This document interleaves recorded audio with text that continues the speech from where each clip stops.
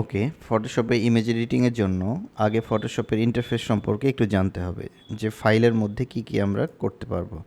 So আমরা যদি ফাইলে যাই, তাহলে ফাইল থেকে আমরা দেখতে পাচ্ছি এখানে সেভ অ্যাজ অপশান আছে, সেভ অ্যাজ কপি। সো আমরা অলওয়েজ সেভ অ্যাজ ইউজ করি, আর সেটা কোন ফরম্যাটে সেভ করব সেইটা এখান থেকে সিলেক্ট করি। তো ম্যাক্সিমাম ক্ষেত্রে আমরা যখন ট্রান্সপারেন্ট ব্যাকগ্রাউন্ড সেভ করতে চাই, তখন সেই ক্ষেত্রে আমরা প্রোডাক্ট ইমেজগুলো পিএনজি ফরম্যাটে সেভ করে থাকি।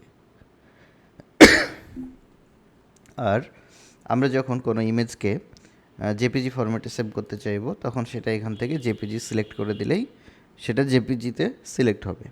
তারপরে এখানে আরও একটা অপশান আছে, যদি আমরা এটাকে সেভ অ্যাজ এক্সপোর্ট অ্যাজে যাই, আমরা এক্সপোর্ট অ্যাজ, অথবা আমরা যদি কোনো ইমেজকে অপটিমাইজ ওয়েতে সেভ করতে চাই, সেটা কোনো একটা ওয়েবসাইটে ব্যবহার হবে, তাহলে সেই ক্ষেত্রে সেভ ফর ওয়েব লেজেসি এইখানে আমরা দিব।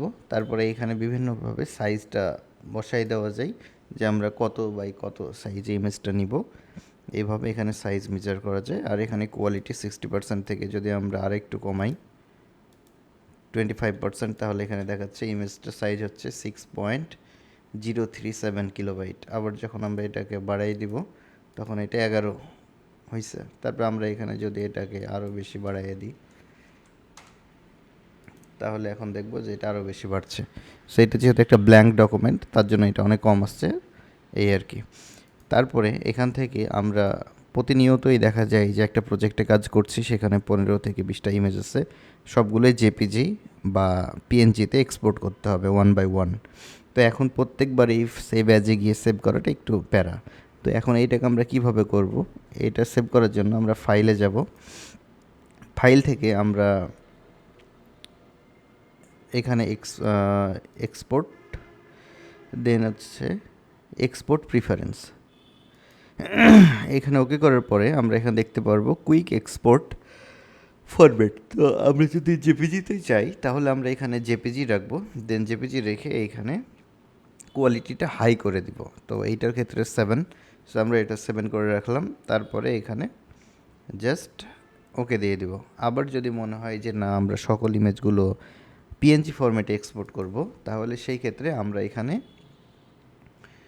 পিএনজি সিলেক্ট করে ট্রান্সপারেন্সি এই লেয়ারটা ওকে করে রাখবো, দেন এটাকে ওকে করে দিলেই সেট হয়ে যাবে। তারপরে আমরা যদি এখন এটাকে একটু চেক করি, ক্যান্সেলে গেলাম, ফাইলে গেলাম, ফাইল থেকে এক্সপোর্ট অ্যাজ, এখানে দেখাচ্ছে জেপিজি, মানে এটা জেপিজিতে এখন এক্সপোর্ট হবে। তারপরে আমরা যদি এটাকে চেঞ্জ করে জেপিজি থেকে এটাকে পিএনজি করে দেই, তাহলে এটা এখন আমরা যদি আবার ফাইলে যাই, দেন এক্সপোর্ট অ্যাজ পিএনজি, কারণ আমরা পিএনজিতে পরিবর্তন করেছি। তো এখন প্রত্যেকবারই এই জায়গা থেকে এক্সপোর্ট করাটাও একটু প্যারা। সো আমরা চাচ্ছি আর একটু ফাস্টার ওয়েতে কাজ করতে, তখন আমরা এখানে শর্টকাট সেভ করতে পারবো। তো শর্টকাটের জন্য আমাদেরকে এডিটে যেতে হবে, এডিট থেকে এই যে এখানে কিবোর্ড শর্টকাটস, এখানে আসার পরে এখানে ফাইল যেহেতু আমরা শর্টকাট করব, সো ফাইলে ওকে করব। তারপরে আমাদের ওই নামটা খুঁজে বের করতে হবে, export, quick export. So quick এক্সপোর্টে আমার F1 বাটনটা সিলেক্ট করা আছে, এটা আমার কাছে ইজি মনে হয়, ফার্স্ট বাটন। সো আমি এখানে F1 বা যেটাতে সুবিধা হয়, কমন কিছু দেওয়া যাবে না, যেগুলো ফটোশপে অলরেডি ইনপুট আছে। সো আমার F1টা ইউজ হয় না, সো আমি এখানে F1 দিছি। F1 দিয়ে এখানে অ্যাকসেপ্ট করলেই হয়ে গেল। এখন আমি যদি এই ইমেজটাকে এক্সপোর্ট করতে চাই, জাস্ট আমি F1 চাপ দেব, এরকম একটা ডায়ালগ বক্স চলে আসলো সেভ করার জন্য, যে প্যাথে আমি সেভ করব। সো এটাই মোটামুটি ফাইল আর এডিট থেকে আমাদের এই দুইটা জিনিস কাজে লাগবে আমাদের আর কি ফটোশপটা অর্গানাইজ করার জন্য আপাতত।